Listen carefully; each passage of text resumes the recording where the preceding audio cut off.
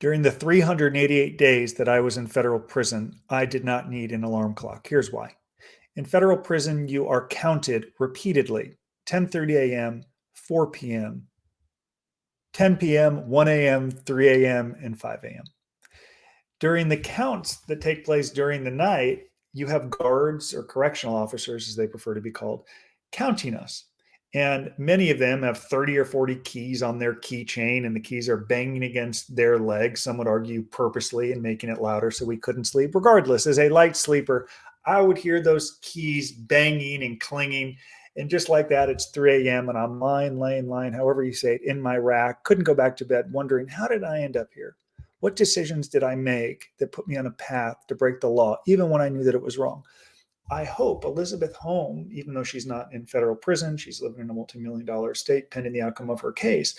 I presume she's giving thought to the choices she made that put her on this path that could separate her from her family for up to 2 decades. Now, I know many of you have said introspection is not a part of her vernacular. She is incapable of giving thought to how her actions have impacted other people. She's sociopathic. She's narcissistic. I don't know. What I do know is her goal, like any defendant's goal, is to get the shortest possible sentence. And to do that does require a level of thought that may be foreign to the character of many defendants, because it requires them to look within. In this video, before I get into the video, if you find value in it, please like and subscribe. We're so grateful that you're here. If you're on our podcast, all of you are awesome, and we're so grateful for the feedback and just the initiative you've taken. The engagement is the right word. So thank you so much for being here. In this video, I'm going to cover what I believe to be the first huge big mistake that Elizabeth Holmes made. And to be fully transparent and honest, I can relate to this mistake. I succumbed to this same mistake, and it put me on a path that sent me to federal prison. And I believe the mistake that she made while acting with impunity also put her on a path that could lead to her going to federal prison for a long time. So let's get started. So we know the government is continuing to bring out investors turned victims to the stand to testify to their relationship with Elizabeth Holmes, how much they invested, why, promises that were made to them, and of course, how they fell through. One investor turned victim that recently testified was Alan Eisenman, and he testified that Elizabeth Holmes grew to view him as a nuisance or an inconvenience.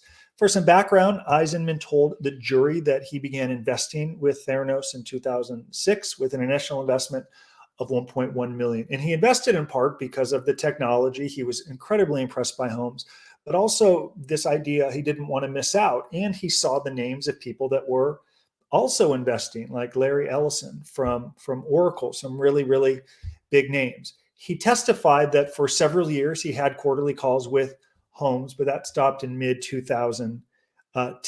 Jurors learned, he told the jury, that after Eisenman inquired via email about setting up their next call and asked for updated projections on the number of testing cartridges Theranos expected to sell, the tension was palpable. He didn't get a reply and followed up.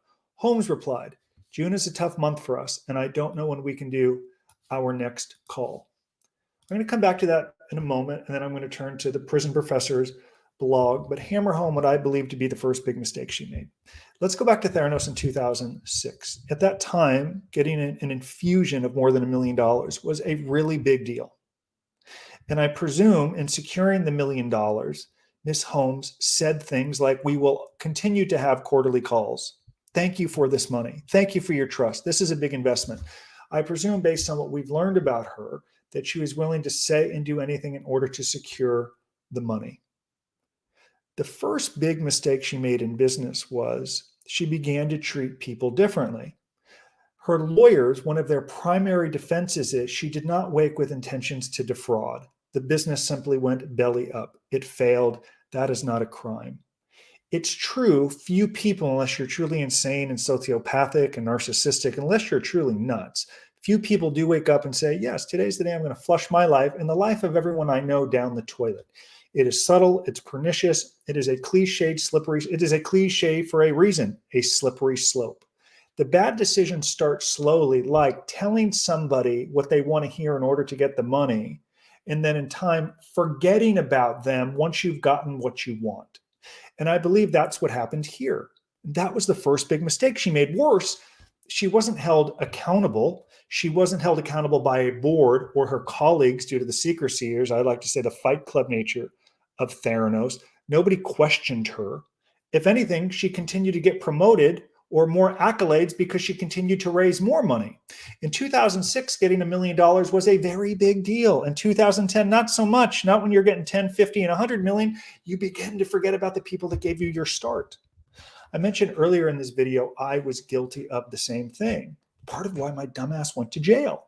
When I was a young stockbroker, it was such a huge deal to get a $50,000 account. My goodness, someone's trusting me with $50,000. Then $100,000 was the average account, then $500,000. And in so doing, you don't pay as much attention. At least I didn't. You're different from me. I'm not saying you would ever do that. I did.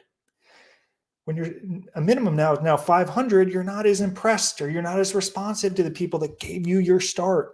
They gave you the $50,000, even though you're leveraging off those accounts to continue to grow and raise more money. So I believe that is the first big mistake she made, and she wasn't punished for it. She was actually promoted and lauded all over the world as some celebrity. And as we go back to specifically what we know happened here, we know that she then tried to give him what was my mom likes to say sometimes when I'm on the phone with her and I'm busy. And she says, uh-oh, I feel the blow off coming. I say, Ma, I love you. I'm busy. I feel the blow off coming. She laughs and she hangs up. Elizabeth Holmes began to give this investor Eisenman the blow off. And she said, given your frustration level and our frustration level with this interaction, I strongly encourage you to reconsider the opportunity to realize the return on your investment. Sure. 5 years later, when you're now raising $50 and $100 million, and the guy that gave you $1 million to help grow the business, suddenly he's a nuisance. He's an inconvenience. She's telling herself and her team, this dude's bugging us. Let's get rid of him. Let's give him his freaking money back. We got bigger people to focus on. And I have to go be on the cover of, I got to go on Jim Cramer right now. I can no longer do these quarterly calls, saying one thing to close the business. And in time, once you're beginning to achieve your ends, say something different, using people that help give you your start as a means to your end, which was why it was so easy to try to blow him off. Now, the problem was people were so enamored by her and were such believers of this technology based on what they were hearing when they got the blow off, so to speak. It didn't compel them to say, yes, give me my money back. Many of them actually doubled down. In this instance, when he was given an opportunity to exit, he didn't. He probably told himself, they're so busy, they're doing so well. Maybe she's too busy to do these quarterly calls because they're developing technology that's really going to change the world. I better slow my roll, scale it back a bit, manage my expectations. He probably blamed himself. He probably put the blame on himself. Now, I know in the service business, which to a degree Holmes was in because she's raising money, some people can be overbearing and too much accountability and too many calls. But when you're given $1 million and you're given a commitment on what's going to happen, you should expect to follow through, regardless of how long that may be. If she made a commitment that we're going to have quarterly calls for as long as you're an investor, you do it. You don't say one thing to get the money and another thing years later when you view people that help give you your start as an inconvenience. Continuing, he testified that he had tried to communicate multiple times about the lack of communications, and he testified that the outreach on his part was not taken kindly by Elizabeth. Despite no interaction with Holmes thereafter, he received an email to stakeholders in late 2013 that the company was raising a new round of financing to help scale to consumers and decided to invest again.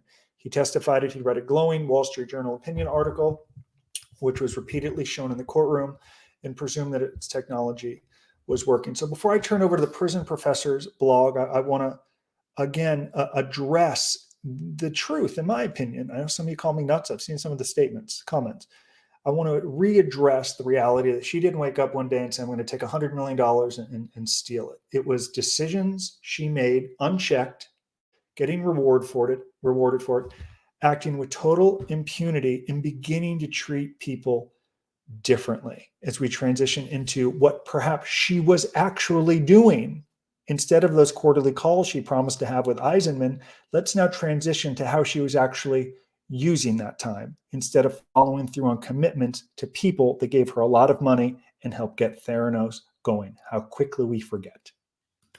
Okay, to help address what Miss Holmes may have been doing while she's giving the brush off or blow off to her early investors, we simply need to speak to the the investor, Brian Tolbert, who began investing millions of dollars in 2013. Interesting twist to the trial because Tolbert, forgive me, recorded this conversation. And there's this question of, was it illegal? Did he violate the law in recording this conversation?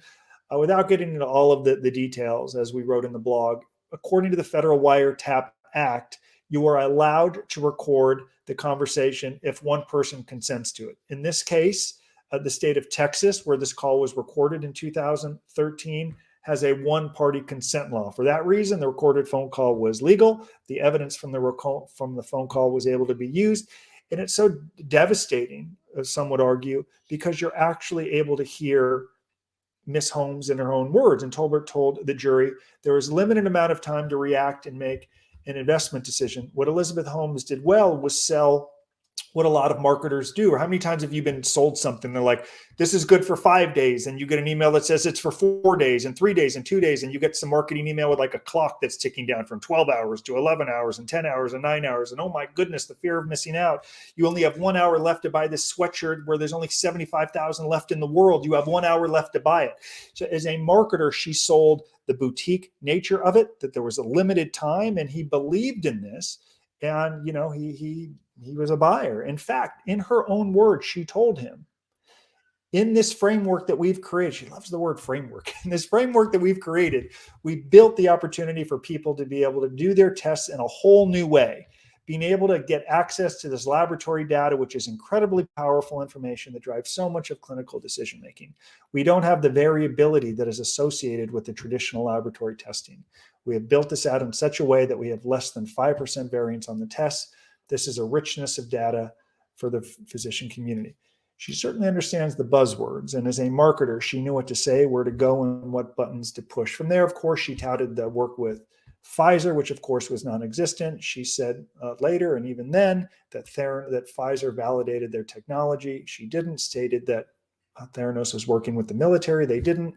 Tolbert invested $5 million on this. For those who claim that Elizabeth Holmes did not have intent, there are two clear pieces of intention to defraud. One, that the Pfizer statement, which was not true, and stating that they worked with the military. Those statements compelled people to invest, and they lost money, and they testified as much on the on the stand. And she continued talking about the relationship with Walgreens, saying, we launched our retail infrastructure. We're now operating in California and Arizona. We have opened our first stores and have patients coming in live every day. We are working to expand that as fast as possible. The speed with which we expand is critical in the context of capturing the market opportunity that we have created.